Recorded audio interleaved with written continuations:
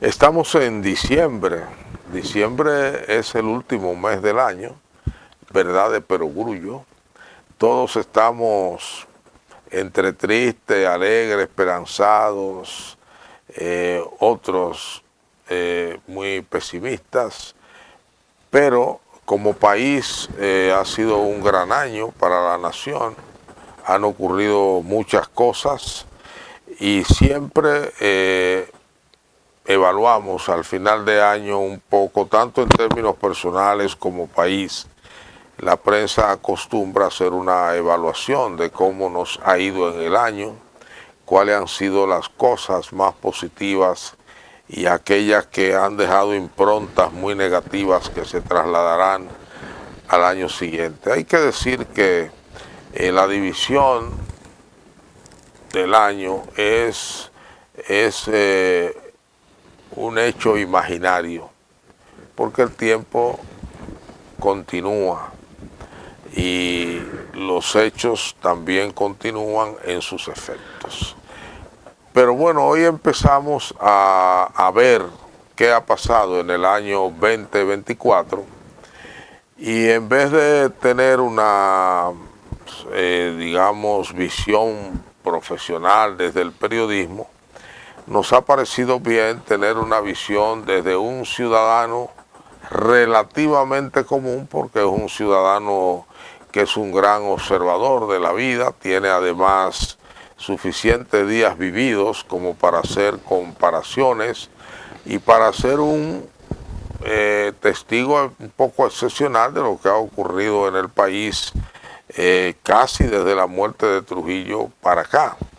De manera que yo espero que yo y ustedes, o ustedes y yo, disfrutemos de la valoración que del año 2024 hará nuestro invitado, que lo es el ingeniero agrónomo Bienvenido Montilla, que es mi tocayo y es un gran amigo de este espacio y un gran amigo personal también. Él tiene una larga experiencia en el sector agropecuario, es un gremialista, creo que es su pasión, luchar por el bienestar de sus colegas y bueno, también ha incursionado con frecuencia en la vida política. Ahora mismo está militando en Un País Posible, así se llama el partido, Un País Posible, que creo que él quiere hacerlo posible desde la perspectiva de su organización política.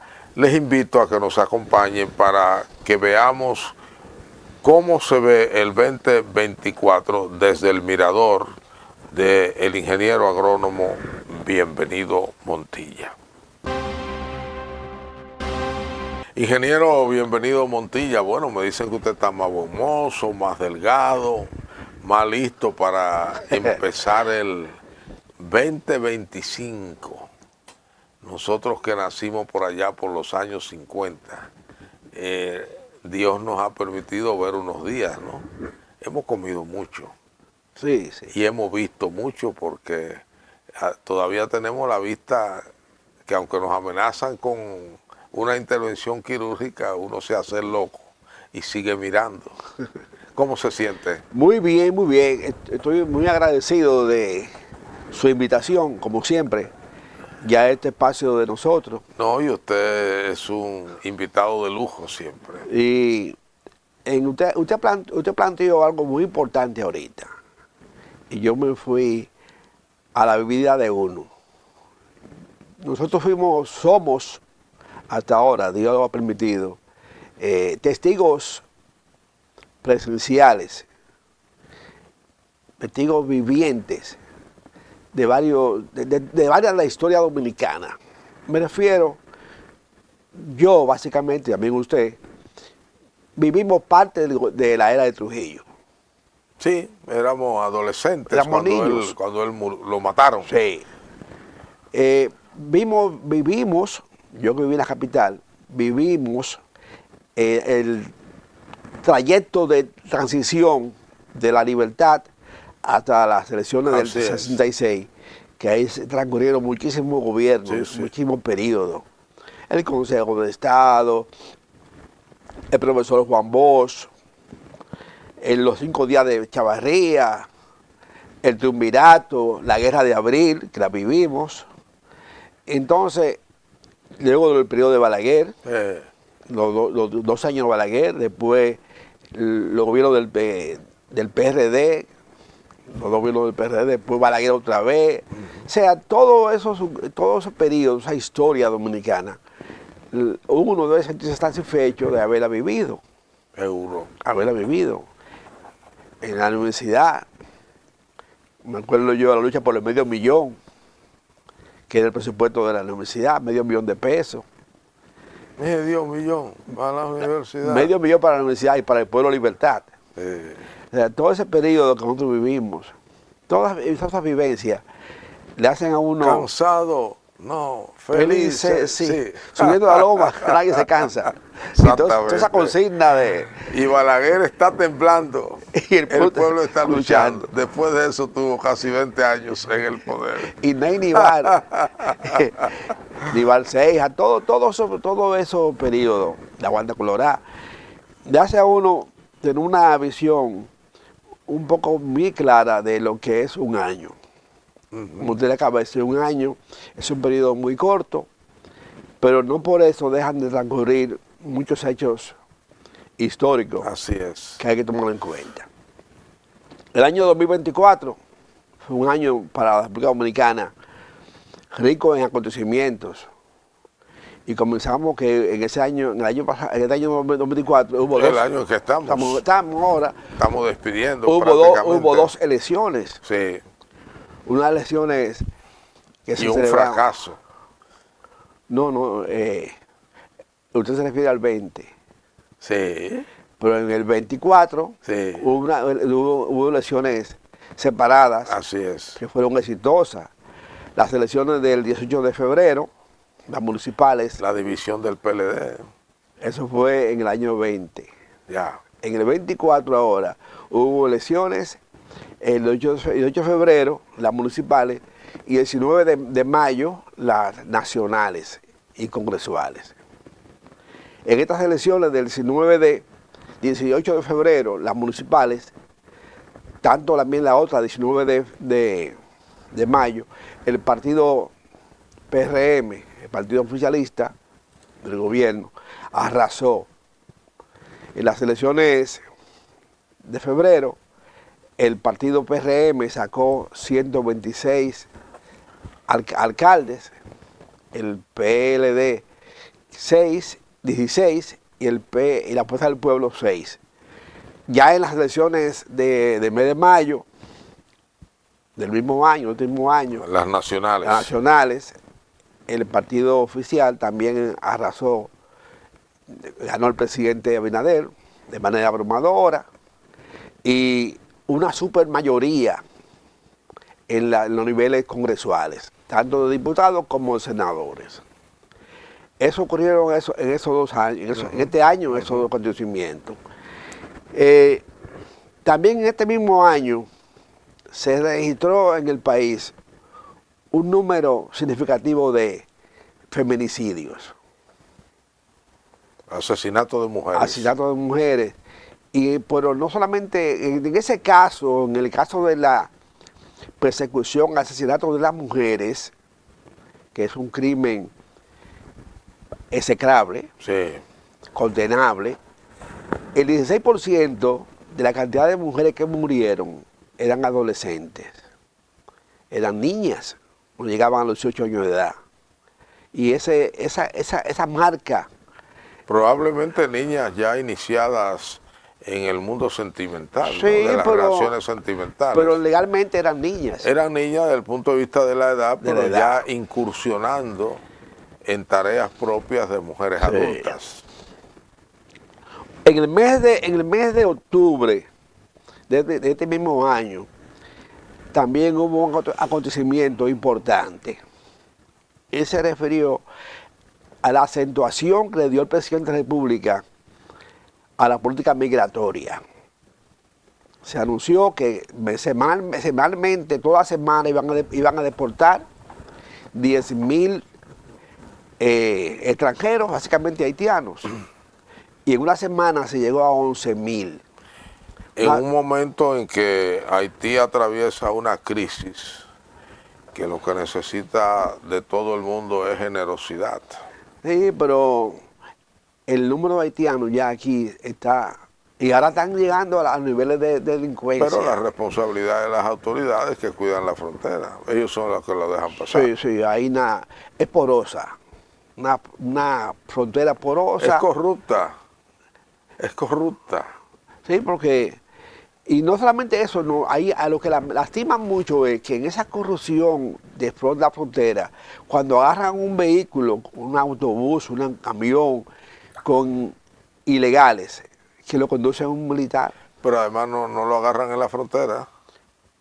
No lo agarran de este lado ya. Ya en territorio, hasta a veces hasta en Santiago. Sí, en San o Juan, cerca de Santiago, en San Juan. Sí, en Asua. Sí. Ya pasaron varios retenes. Sí. Eso pasa como con la droga. Usted agarraron uno, pero usted no sabe cuántos han pasado.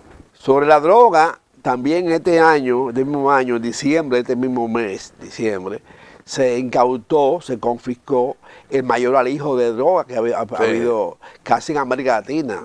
9.5 toneladas. Después de muchos hallazgos de 100, de 70, de 80, pero de 200 kilos. Un furgón Entonces lleno. Vino uno que dijo, bueno, hay camino libre y no sabemos todavía si vino o se cargó aquí. Que hoy domingo no se sabe todavía. Si vino o se cargó aquí. Sí, ahí eso está la DEA en esa investigación, pero fue un hecho muy significativo. Sí, cómo no. Que se hayan confiscado 9.5 toneladas de droga. Lo valoraron en 250 millones de dólares. Sí, un buen dinero, ¿no? Y iba lleno de banano, de guineo. Sí. Camino a Bélgica. Exacto. Y tengo entendido que aquí no tenemos ahora mucho banano de exportación. Además de que se exporta por Manzanillo. Sí, no por Caucedo. No por Caucedo. Manzanillo. Sí, no, en el caso, hubo un caso también en este año, en el mes de septiembre, 1 de septiembre. Y me refiero, usted recuerda que un camión lleno de aguacates venía de San Juan de la Maguana y se llevó por delante a una multitud que estaba en la carretera en Asua. En fiesta. Ahí murieron 11 personas. Sí. De un solo fuetazo. Se adujo un error del conductor, se adujo también de que cómo es posible que a esa hora de la noche, o 11 de la noche, estuvieran bailando en plena carretera. Sí, porque eran unas fiestas. Unas fiestas patronales que habían correcto. ahí en las yayas de Asua. Sí. Y estaban la gente en la calle bailando. Frente a un establecimiento que había sido cerrado porque no estaba en el sitio adecuado. Estaba muy próximo a la vía pública. Claro. Pero como siempre, esa vocación para romper las normas, dice que se despachaba por detrás y entonces se bailaba en el frente, que era la carretera. Sí, pues la carretera tiene las condiciones de la pista. Correcto. Para bailar. Sí. Y así lo hicieron. Sí. Sin poner ninguna valla. Exactamente, para que los vehículos disminuyeran. Y en una curva. Sí. En una curva. Sí. Una dominicanada. ¿Usted recuerda que el 6 de agosto de este año ocurrió un caso muy particular, que llamó la atención de todo el país y hoy también del mundo? Que aparecieron unas embarcaciones, unas yolas, digamos así, en la costa norte del país, con 14 osamentas. Sí. Y que se descubrió, después se investigó, que vinieron de Mauritania. Exacto. Y de Senegal. Sí. Eso se iba a investigar, pero nunca se supo el informe de investigación. Pero a mí me impactó esa noticia en la siguiente condición. Y me voy al origen del hombre americano.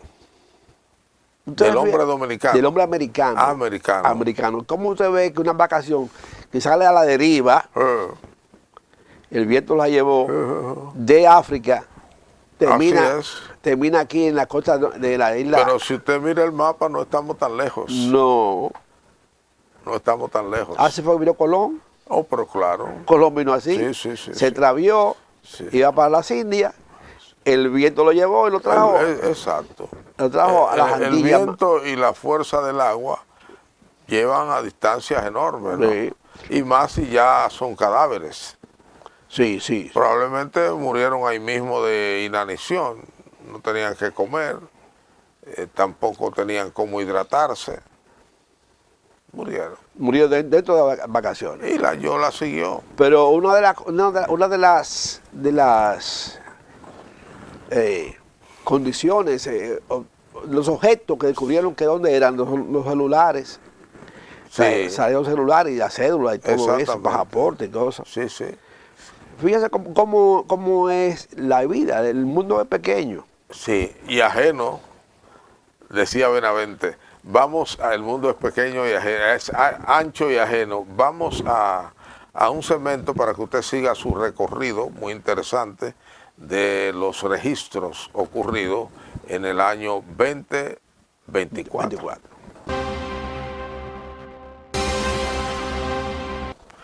Bueno, vamos a continuar con este completísimo recuento que nos está haciendo el ingeniero agrónomo. Bienvenido, Montilla. Estamos en agosto. Sí, el 6 de agosto. 6 de agosto. El 6 de agosto. En ese mismo periodo de este año que estamos viviendo todavía, el 24, durante este año, el gobierno del presidente Abinader hizo una labor. Recuerden lo que pasó el 16 de agosto. Sí, sí. El presidente Balaguer. Abinader. Me traicionó la historia. La memoria. Sí. El presidente Abinader enfocó en algo que la gente no toma en cuenta, que incrementó en un 14% la inversión en armamentos, en vehículos a las Fuerzas Armadas. Tuvo que llegar una noticia del exterior, de España, publicada por el periódico Hoy, El País, originalmente El País, reproducida aquí por Hoy, para darnos cuenta de que había habido un aumento por debajo de la mesa de gastos militares, cosa que casi todos los gobiernos han rehusado hacer. A publicar. Hacer. Sí.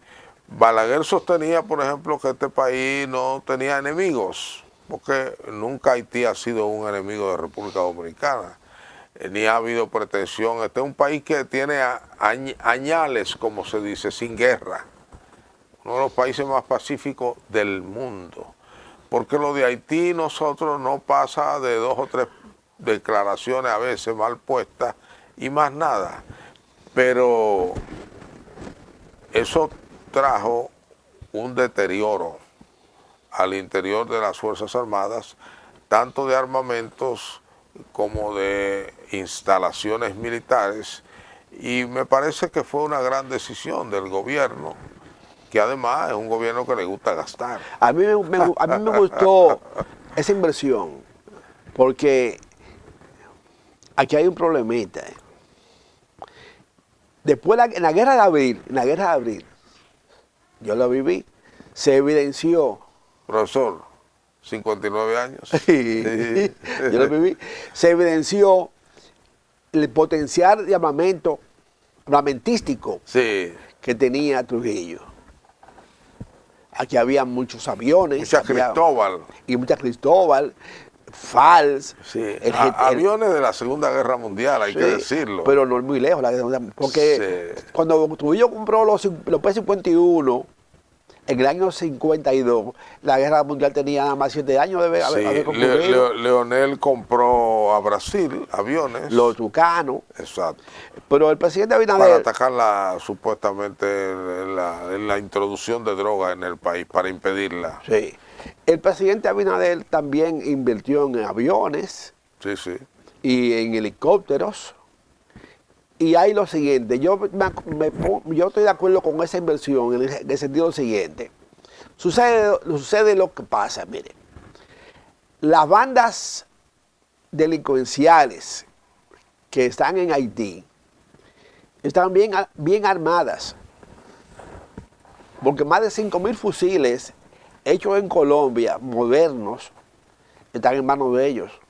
Y si nosotros comparamos esos fusiles modernos que tienen los haitianos, la banda haitiana, y con los fusiles M16 que tienen los militares dominicanos, fusiles de la guerra de Vietnam, ¿eh? Sí. Estamos hablando de 60 años atrás. Y entonces ya es hora de que el gobierno dominicano equipe a sus Fuerzas Armadas con armamentos modernos y efectivos. Sí. También los españoles le han vendido al gobierno dominicano más de 900 millones de dólares en camiones, vehículos de transporte, armamento, y eso yo apoyo eso. Eso fue un caso que ocurrió en este año 2024, y como usted dice, el periódico Hoy lo reseñó de manera muy efectiva.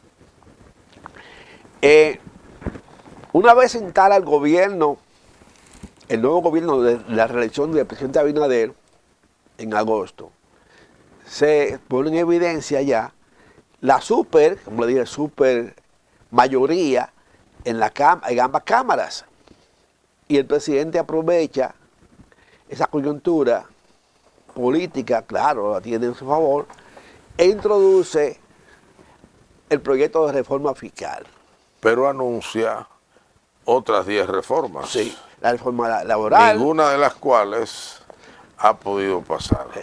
Pero óigame bien, con la reforma fiscal se arma en el país todo un enjambre, un avispero que hace que el presidente Abinader, el que introdujo el día 7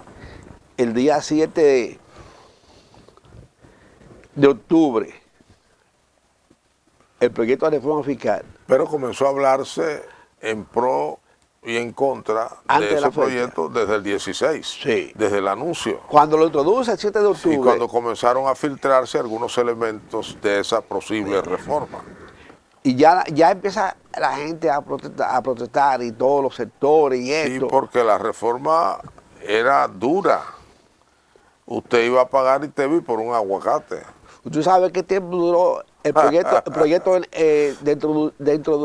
introducido en la Cámara hasta que el presidente lo retira? Sí, 12 días. El 7 de octubre no, lo porque introduce. el presidente nunca había recibido una llovizna, era un aguacero de críticas dura, porque además se le fue la mano al gobierno. En vez de ir a lo nodal, a donde esté el dinero, como dice la gente de la calle, que era la evasión. Exacto, pero además grabar actividades que todavía necesitan ser grabadas y donde hay un dinero que vale la pena el esfuerzo. Pero el gran error fue meter los alimentos en un país donde el 80% de los trabajadores gana por debajo del costo de la canasta familiar. Del primer quintín. Pero fíjese, lo introduce formalmente el 7 de octubre y el 19 de octubre lo retira.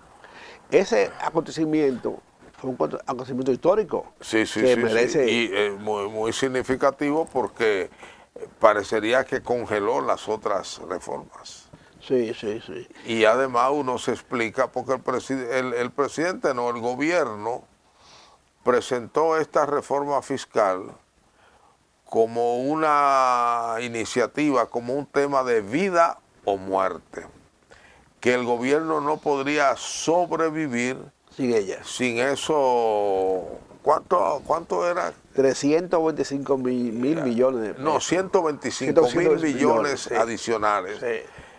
Pero los retiró y ha seguido igualito, no se ha parado nada y los anuncios de nuevas obras han continuado. Entonces la gente se ha preguntado, pero bueno, ¿estábamos o no al borde del colapso financiero? Y no ha pasado nada. Yo le dije aquí en este programa de televisión que usted bien conduce y dirige. Eso fue un piropo, licenciado. No, esa es la verdad. Se le zafó ahí ese piropo. No, usted bien dirige y conduce aquí. Yo le dije a usted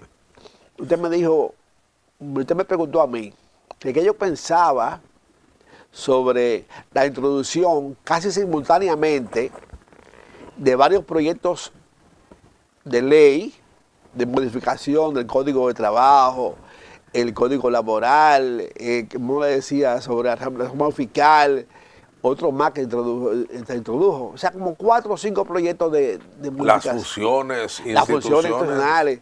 Entonces yo le dije a usted que me llevara al paso. Que si yo me desayuné con un mangú, con 2 huevos, ¿te acuerdas?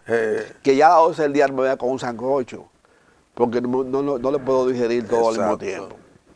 Le dije, me acuerdo que le hice esa metáfora a usted. Sí, sí. Y en este caso se dio así. No se podía jamás introducir al mismo tiempo tantos proyectos de leyes tan importantes al mismo tiempo, que no tenían capacidad. Y ha pasado lo que tenía que pasar. La lentitud. Van a vista pública. Y lo que se han estado a punto de aprobar es prácticamente sin estudio de parte de los legisladores. Exacto. No tienen capacidad para leerlo. Todos juntos al mismo tiempo, no pueden. No, imposible. No pueden. Imposible. Sobre todo porque aquí, contrario a otros países donde hay congresos muy funcionales, cada congresista tiene una oficina de apoyo técnico que le digiere y le reduce todo. Yo lo sé. Y el legislador tiene que hacer un trabajo importante, pero no tiene que fajarse con, por ejemplo, con un código, digamos, de 400 páginas. A él se le hace un resumen. Y lo mismo ocurre en el sistema de justicia. Usted va a Estados Unidos y cada juez tiene a unos jóvenes abogados brillantes en sus estudios que le hacen resúmenes y le señalan qué parte no debe dejar de leer del expediente. Esas oficinas, aquí se confundió eso. Óigame bien, aquí se confundió eso. Aquí se hicieron oficinas senatoriales. Sí, de los pueblos. En los pueblos. Sí, sí. Pero se confundió, porque ya se hicieron oficinas senatoriales para asistencia social. Pero hubo una iniciativa en algún momento en el Congreso, no recuerdo de qué legislador, que comenzó a dotar a los senadores aquí de asesorías técnicas para su servicio personal, para que pudieran, pero eso después, esa fue una reforma que creo que estuvo vinculada a Doña Milagros, a Hugo Tolentino, algo así, pero eso, como muchas cosas aquí, se diluyó en el tiempo. Aquí han venido al país y vienen al país, como usted señala, los asesores de los senadores de Estados Unidos, pero son eminencias que vienen, PhD, que pertenecen a esa oficina de Nebraska, por ejemplo. Ese senador de Nebraska tiene ahí todo un estamento, como tienen aquí los abogados famosos, los que tienen 20 abogados atrás trabajando en su expediente. Los historiadores más famosos tienen auxiliares de investigación. Claro, porque no hay capacidad para manejarlo todo al mismo tiempo. No se puede. Entonces, esos fueron acontecimientos muy importantes. Ese que le dije de la reforma fiscal, que se sometió y duró 12 días nada más. También en el mes de octubre, pues, octubre fue un mes muy, Nuevo gobierno, ¿no? sí, Nuevo pues octubre gobierno. fue un mes muy Sí, sí. noticioso. Ejé. El 31 de octubre, ya a final de octubre, 31 de octubre, 31 de octubre de este año Día de la Reforma 2024, Protestante, el 31 de octubre. ocurrió un hecho muy, pero muy significativo, porque todo lo olvidamos. Tendemos a olvidar las cosas. Aquí hubo un robo de 900,000 balas. Ah, un robo sin precedente. Ese se parece a la pela del Licey a las Águilas. Sin precedente. 900,000 balas fueron Ahora, sustraídas lo peor, del depósito de la Policía sí Nacional. señor, lo peor es, primero, que quienes participaron fueron oficiales superiores. Y lo segundo, que eso fue a parar a las bandas armadas De Haití. Y ya los americanos habían denunciado eso. Sí. Ahí, En la prensa norteamericana se había dicho meses antes que las armas procedían, las pandillas, de Estados Unidos y de República Dominicana. en ese sentido, ya el acontecimiento pasa a ser clasificado de lesa patria. Sí, así mismo. Un crimen de lesa patria. Bueno, lo que pasa es que no ha habido una condena condigna, porque antes la traición a la patria se pagaba con la vida. El fusilamiento. Sí, exactamente. Y en muchos países del mundo. Sí, sí. Sí. Haga eso en China, hágalo en Rusia, pero, hágalo en Cuba, ahí mismo en Cuba. Usando el adjetivo que usted usó ahorita, es que es un hecho execrable. Sí. Execrable. Sí, señor. Robarle las municiones A la Policía Nacional. a la policía de un país para vendérselo a unos delincuentes que tienen su país en ascuas. Mire, eso en Cuba hace No, tiempo en Cuba no. tuvieran fusilado. No, pero acuérdese los hermanos Ochoa y compañía, Ochoa. no. Hace rato que eso tuvieran ya liquidado. hace tiempo. Y no por la Guardia de Monta. En el Parque Independencia lo hubieran fusilado. Bueno, en un lugar donde sirviera de disuasivo para el resto. Plaza de la Bandera. Plaza de la Bandera. Del resto de los miembros de la Policía Nacional. La verdad es que la policía es una institución, vamos a ser generosos, de mala suerte. Porque cuántos hechos bochornosos ocurren a su alrededor. Incluso en estos días cuando se ha hablado, y quiero aprovechar para decir esto, cuando se ha hablado de, ha habido ciertos niveles de alarma por el número de policías asesinados y militares, pero gracias a un trabajo muy inteligente del periódico Diario Libre, Lo vi. se demostró que es al revés, que ha ido a la baja. Ahora, en unas notas que escribí llamé la atención diciendo que la policía debe, sobre todo la ministra, la joven ministra, debe documentar bien cada uno de esas muertes. ¿Por qué? Porque para nadie es un secreto que en este país hace muchos años que hay connivencia, no entre la policía, no entre agentes policiales y miembros del microtráfico, y a veces entran en contradicciones y esas contradicciones se resuelven o agentes matando a microtraficantes o microtraficantes matando a agentes. Y esos son crímenes que nada tienen que ver con muerte de policía en el cumplimiento de su deber de resguardar al ciudadano y a los bienes públicos y privados. O sea, como que hay que diferenciar, desgranar las cosas bien para no confundir una cosa con la otra. Ahora mismo acaba de la Policía Nacional descifrar, describir, detallar el crimen que hubo con un teniente de la Fuerza Aérea. Así es. ¿Quién fue que lo mandó a matar? Los indicios son de que un capitán del ejército, ¿no? No, la misma Fuerza Aérea. También.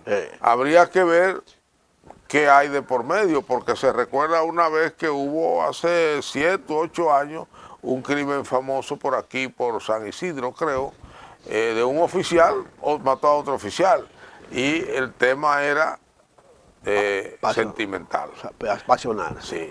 Vamos a una pausa para venir al tramo final y seguir escuchando el recuento que nos bien hace el ingeniero Bienvenido Montilla. Venimos a la parte final de este espacio. Hemos estado haciendo un recuento llevado de la mano del ingeniero Bienvenido Montilla sobre los hechos que él considera más trascendentes en este año que está terminando, el 2024. Vamos a continuar.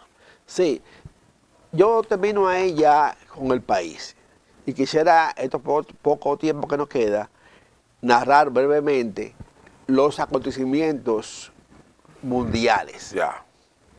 Y en esa tesitura, en ese tenor, un acontecimiento mundial que no se puede soslayar ni evitar, se refiere al triunfo de Donald Trump. Presidente Donald Trump. Contra todo vaticinio. Sí. Es un triunfo y contra el liberalismo norteamericano. Sí. También la caída del presidente Bashar al-Assad de Siria. 24 años, profesor. Una dictadura. 24 años, pero 54 la familia. La familia. Entonces también es un acontecimiento que remueve. Y un hombre que no modernizó su país. No. Es decir, que no era un dictador moderno. Entonces, eso también trae una incertidumbre también en el convulso Medio Oriente. Hay que decir antes de eso, quisiera hacer una anotación al pie de página, que el triunfo de Donald Trump en las elecciones norteamericanas conmocionó el mundo. Sí. El mundo. Sí. Y ha alterado la geopolítica mundial. Sí, señor. Y ha alterado la relación de Estados Unidos con muchos países hasta el punto que ha llevado mucha preocupación a México, ha puesto a tambalear al Canadá y Putin está sentado esperando que él se siente para ver el cambio drástico que Trump ha dicho que va a proponer para terminar la guerra Ucrania-Rusia. Y Netanyahu en Israel, nota usted que ha arreciado los ataques tanto a Gaza como al Líbano, porque quiere cumplir su objetivo de eliminar todos los grupos opositores antes de que Donald Trump llegue al poder, que parece que a pesar de su amistad y su apoyo al pueblo de Israel, quiere parar en seco esa masacre. Hay un acontecimiento en ese sentido. Mire, Donald Trump acaba de anunciar del nombre de la posible embajadora de Estados Unidos dominicana. Y yo siempre he tomado en cuenta eso. El Partido Republicano siempre nombra embajadores en República Dominicana. Sí. Todo lo contrario a los demócratas. Así es. Nos dejan sin embajador. Nos consideran un país muy menor. Muy menor. Mire, ahora mismo Donald Trump tomó en cuenta 3 países. Sí. México, Uruguay y Dominicana, anunciando ya quiénes van a ser embajadores de esos 3 países. Y nos ha mandado una prenda, nos va a mandar una prenda, que es una dama que se destacó como agente de la CIA. Como agente de la CIA. De la CIA. Es decir, que será una dama y media. Otro acontecimiento que pasó en el año 2000, en este año 2024, fueron los Juegos Olímpicos de París, Sí, así es. que se dieron de manera brillante.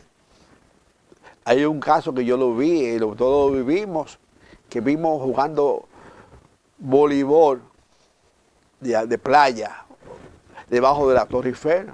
Sí, Los que hemos ido a la Torre Eiffel sabemos qué importante tiene Ya.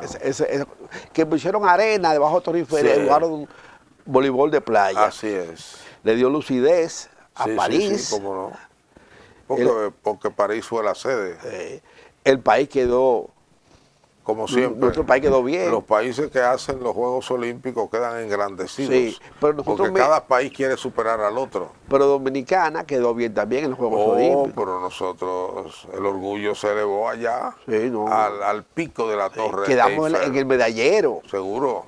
En el medallero, que Sí, es una no, y cosa. además con una persona que viene haciendo un performance de triunfo en triunfo, de triunfo en triunfo.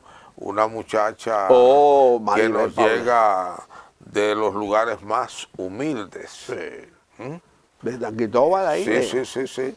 No, y que ha llenado de orgullo a todos los dominicanos. Sí. Eso fue celebrado como nunca antes. Sí. Los Juegos Olímpicos. Yo que soy ingeniero agrónomo, cerebro no, tomo en cuenta muy especialmente que subió el precio del oro, por un lado, de manera Y descomunal. del oro agrícola, Y el oro agrícola, que el cacao, el cacao. que ha tenido precios internacionales brillantísimos. Eso Como le ha nunca traído, antes, ¿no? ha traído a los cocacultores dominicanos un gran respiro. Y nos ha animado a nosotros para volver a hablar de la necesidad de repoblar nuestras lomas con café y cacao. Y también renovar las plantaciones de cacao. Renovar las plantaciones que son, Son antiquísimas. desde que yo nací, Sí, señor. estoy oyendo decir que son viejas. Sí, son viejas. Sí. Lo cual quiere decir que son viejísimas. Viejísimas. Porque yo soy viejo ya. Mire, en este año 2024, también hubo acontecimientos históricos en el tema del clima. Pero antes yo quisiera mencionar algo porque no quiero que se me pase. Este año también ha fracasado la posibilidad de poner término a la crisis haitiana. Haití está sumido en una crisis de varios años que va incluso por el asesinato de un presidente y que hay bandas formadas bajo el auspicio de grupos económicos y de grupos políticos, porque Estados Unidos ha mencionado de manera clara y lo ha sancionado al expresidente Martelly como un auspiciador de bandas, y cada vez más prácticamente la capital de Haití, que es Puerto Príncipe, está bajo el señorío de un señor que se llama Barbecue, ¿no? Y que se exhibe con una ametralladora en mano y unas veces se presenta como jefe de las bandas y otras veces como el salvador político de Haití. Ahí ha fracasado todo el mundo y la comunidad internacional ha mostrado una indiferencia impresionante, y de manera particular, es una observación mía, los países de América Latina y el Caribe. Mire, en la guerra de abril del 65 aquí, se estaba peleando en Ciudad Nueva. Sí. Pero en Santiago había fiesta. Oh, claro. Y el Bancorí estaba bien. La Y romana, el Higüey. la romana estaba tranquila, normal. Correcto. Todo entonces, el país estaba tranquilo. Oiga bien, en Cabo Haitiano no hay problema, no hay banda. Y en otras provincias de Haití no hay problema. El problema está en Puerto Príncipe. En Puerto Príncipe. Entonces, pero Puerto Príncipe es la capital. No hay capacidad no hay capacidad política. Es la cabeza del país. Pero yo digo, los países desarrollados, Francia, Canadá y Estados Unidos, no tienen capacidad para destruir esa banda de barbecue. Pero tampoco las Naciones Unidas han podido, porque ha sido boicoteada por las grandes naciones, incluyendo a China y a Rusia. Y América Latina, que debe ser solidaria y practicar lo que tanto hemos dicho, la solidaridad horizontal, la cooperación horizontal, los países del Caribe, que estamos en términos étnicos más cerca de Haití, nosotros mismos, a mi juicio, no hemos hecho lo suficiente, porque aquí lo que hemos hecho es hablar. No hemos hecho más nada, hablar, y al contrario, estamos, y esto es una opinión muy personal, agravando la situación de Haití, deportando de manera masiva una fuerza laboral que por demás se ha demostrado que necesitamos. En un último segundo, el cambio climático acabó. Donald Trump no cree en eso. Pues la realidad acabó con el mundo, ¿eh? Incluyendo el sargazo. El Dana, en Valencia, la sequía fuerte que hubo en Brasil, la sequía fuerte que hay en Ecuador, que ha producido apagones de 24 horas. Todo eso fue muy notorio en el año 2024.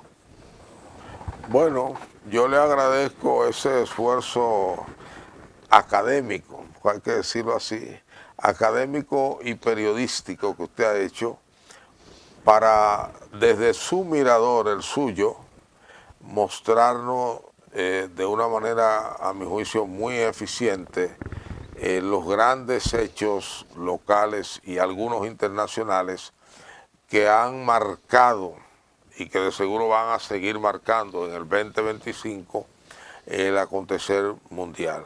De manera que mi gratitud, ingeniero, bienvenido Montilla, ingeniero agrónomo, y bueno, por algo es político y gremialista.